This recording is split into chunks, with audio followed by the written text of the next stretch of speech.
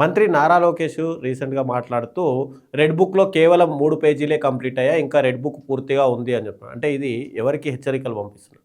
అంటే హెచ్చరికలు అంటే జగన్మోహన్ రెడ్డి గారు గట్టిగా చెప్పారు కదా! వచ్చిన వెంటనే 2 నెలల్లో లోపలేస్తానని. అది బాగా పనిచేస్తా ఉంది. అంటే ప్రజల్లో. కాబట్టి దీని కౌంటర్‌గా మనం కూడా మాట్లాడితే 3 పేజీలైతేనే అలా అతలాకుతలం అయిపోయినారు. ఇంక 97 పేజీలు ఓపెన్ చేస్తే మీ సంగతి అన్నట్టు మాట్లాడుతున్నారు. మీరు 90 పేజీలు ఓపెన్ చేసినా, 100 పేజీలు ఓపెన్ చేసినా, 1000 పేజీలు ఓపెన్ చేసినా చేయకపోయినా పరిధులు దాటి, హద్దులు దాటి ఎవరు ప్రవర్తించినా సొసైటీ యాక్సెప్ట్ చేయదు. జగన్ గారు యాక్సెప్ట్ చేస్తారా? మీరు యాక్సెప్ట్ చేస్తారా? పాయింట్ కాదు. ఒక దశ దాటిన తర్వాత ఊరు మాట వినరు. రెండోది 3 పేజీలకి ఏమైంది రాష్ట్రంలో?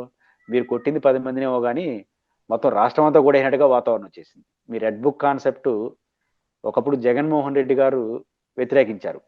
ఇప్పుడు రెడ్ బుక్ కాన్సెప్ట్ తెలుగుదేశం వాళ్ళు వ్యతిరేకిస్తున్నారు. కారణం ఏంటంటే మీరు రెడ్ బుక్ అనేసి రాంగ్ సిగ్నల్ వెళ్ళిపోతుంది, అది రెడ్ సిగ్నల్ వెళ్ళిపోతా ఉంది. ప్రతిపక్షంలో ఉన్నప్పుడు రెడ్ బుక్ పేర్లు పెట్టుకున్న అధికారులు కొంచెం హెచ్చరిక పోయింది. ఒక పాజిటివ్ ఎమోషనల్ ఇది ఒక ఊపు వచ్చింది తెలుగుదేశం పార్టీకి, లోకేష్ వదలడు అని. కానీ అధికారంకి వచ్చిన తర్వాత దానే మాట్లాడుతూ అంటే ఇదేదో మన మెడకు చుట్టుకుంటా ఉంది, ఇదేంది రెడ్ బుక్, అంబేద్కర్ రాజ్యాంగం ఇట్టున్నప్పుడు రెడ్ బుక్ ఏంటంటే ముందే ఫిక్స్ చేసుకొని విచారణ చేసి పెడితే కొడుతున్నారు అనేది. మీరు 3 పేజీలకే రెడ్ బుక్ పట్ల మీ పార్టీ కార్యకర్త వ్యతిరేకత వచ్చేస్తా ఉంది. అంటే అర్థం ఈ ఈ పదజాలాలు వాడితే ప్రభుత్వానికి నష్టము, లోకేష్ గారికి నష్టము అనేది మెసేజ్ వెళ్తా ఉంది. ఇది రాజకీయం మనకు నష్టం అని వాళ్ళ పార్టీ వాళ్ళే 3 పేజీలకే మీ పార్టీ వాళ్ళు, ప్రతిపక్షం కాదు. రేపు మీరు 97 పేజీలు ఓపెన్ చేసినారంటే ఏమవుతుందో ఊహించుకోండి, మీకు నష్టం వస్తుంది. ఇక్కడ ప్రతిపక్షం సంగతి దేవుడు. కాబట్టి అది జరిగే పని కాదు. రెండోది లోకేష్ గారు ఇంకా సుదీర్ఘ 20-30 ఏళ్ళు రాజకీయాల్లో ఉండాల్సిన వ్యక్తి. తెలుగుదేశం పార్టీకి ఆయనే దిక్కు ఇంకా 20-30 ఏళ్ళు. అలాంటి ప్లేస్లో ఉన్న ఆయనకి ఏం సిగ్నల్ రావాలి? చంద్రబాబు గారు అనగానే ఏం గుర్తొస్తుంది? ఒక హైటెక్ సిటీ, ఒక అడ్మినిస్ట్రేటరు, ఒక అమరావతి రాజధాని.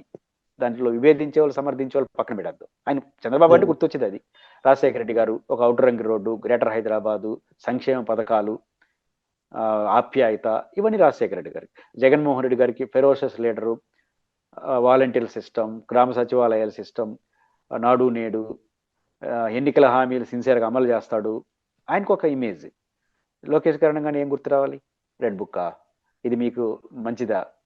కానీ ఒక 30 ఏళ్ళు రాజకీయాల్లో ఉండాల్సిన వ్యక్తికి ఐకానిక్, లోకేష్ గారు ఐకానిక్ ఒక హైటెక్ సిటీ, ఒక ఇమేజ్ ఉంటే లోకేష్ గారికి ఈరోజు అది రేపు తెల్లుండి మంచి ఫ్యూచర్ ఉంటుంది. అంటే ఇప్పుడు కూడా ఫ్యూచర్లో ఉన్నారు. బట్ రేపు ఆయన ఇండివిజువల్ పాలిటిక్స్లో మంచి ఫ్యూచర్, మంచి ఇమేజ్ ఉంటుంది.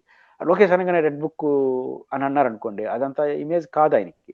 బట్ ఆయనకి ఇప్పటికైనా అర్థం చేసుకోవాలి, మీరు 3 పేజీలకే మీ పార్టీ వాళ్ళు వ్యతిరేకించే పరిస్థితికి వచ్చింది. మీరు 90 పేజీలు ఓపెన్ చేసినారంటే పుట్టి మునం కూడా గ్యారంటీ. కాబట్టి మీరు ఓపెన్ చేయాల్సింది ప్రజలకు ఇచ్చిన, మీరు ఓపెన్ చేయాల్సింది రెడ్ బుక్ కాదు. మీరు ఒక మేనిఫెస్టో రిలీజ్ చేశారు, యువగలం మేనిఫెస్టో, యువగలం హామీలు, వాటిని ఓపెన్ చేయండి. అదేవిధంగా ఎన్నికల కూటమి హామీలు ఉన్నాయి, దాన్ని ఓపెన్ చేయండి. మీరు ఓపెన్ చేయాల్సింది రెడ్ బుక్ను కాదు, కూటమి హామీల చిట్టాని.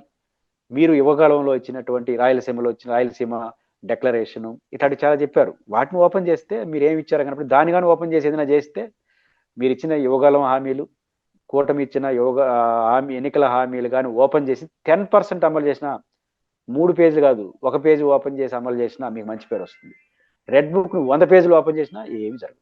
సార్, ఈరోజు డిప్యూటీ సీఎం పవన్ కళ్యాణ్ అటు వైఎస్ఆర్సీపీ పార్టీకి సంబంధించినటువంటి నాయకులను భయభ్రాంతులకు గురి చేస్తాను అన్నట్టుగా కొన్ని వివాదాస్పద వ్యాఖ్యలు చేశారు. వాళ్ళ వెనుక గూండాలు ఉన్నారు అదని చెప్పి, మేము అధికారంలో లేనప్పుడే ఎవరికి భయపడలేదు, వచ్చాక ఎవరికైనా భయపడే అవసరం లేదు అని చెప్పి.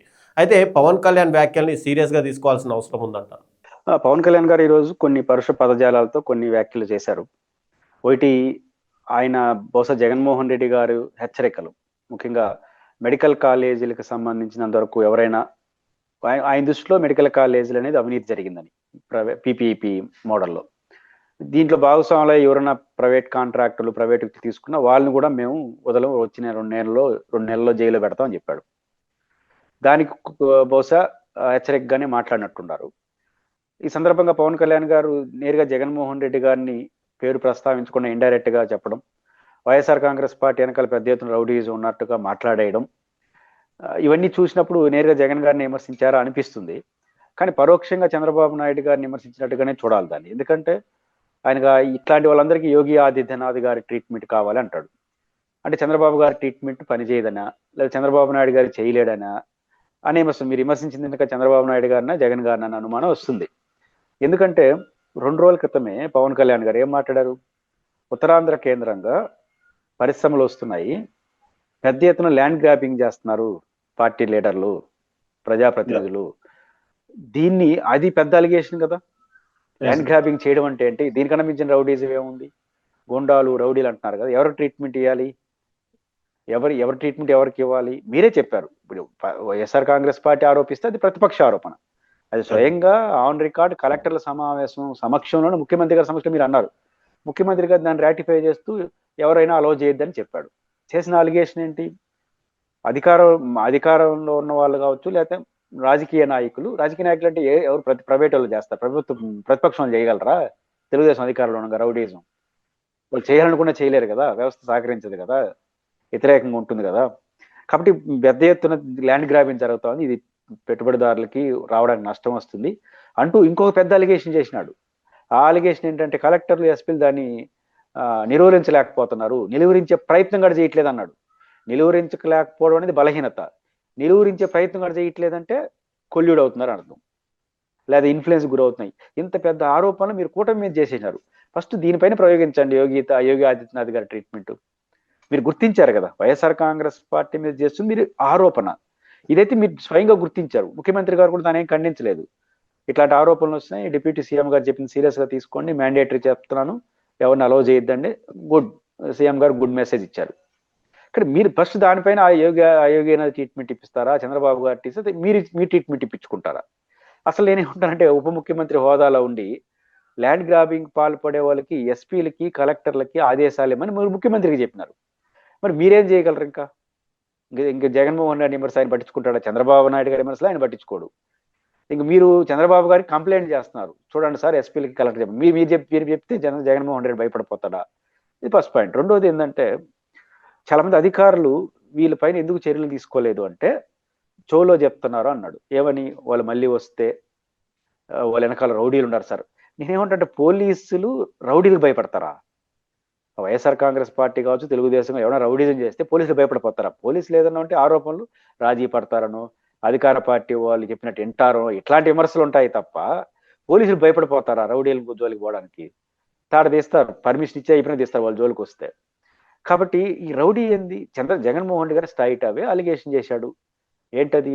పీపీఏ పద్ధతిలో మీరు ఇచ్చిన జీవోలు, మీరు చేస్తున్న పనులు కుంభకోణం ఉంది, దీన్ని నేను వదలను, గెలిచిన తర్వాత దీంట్లో భాగస్వాములు అయినారంటే, తీసుకున్నారంటే మిమ్మల్ని కూడా 2 నెలలు జైల్లో పెడతాను. స్ట్రైట్ లేదని చెప్పండి, జైలుకు పోవాల్సిన అవసరం రాదు, రైట్ ట్రయల్ గా వాళ్ళు చేస్తారు, ఎటపోతారో చూస్తామని ఛాలెంజ్ గా తీసుకోండి. లేదా జగన్ గారు చేసిన అలిగేషన్స్ కి ఆన్సర్ చేయండి.